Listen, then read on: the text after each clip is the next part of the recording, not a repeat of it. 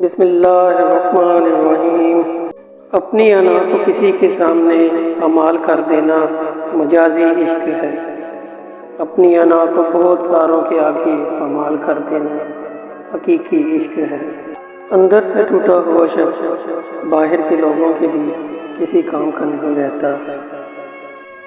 ہر چیز کا صدقہ ہوتا ہے اور عقل کا صدقہ یہ ہے کہ جاہل کی بات کو برداشت کرنا۔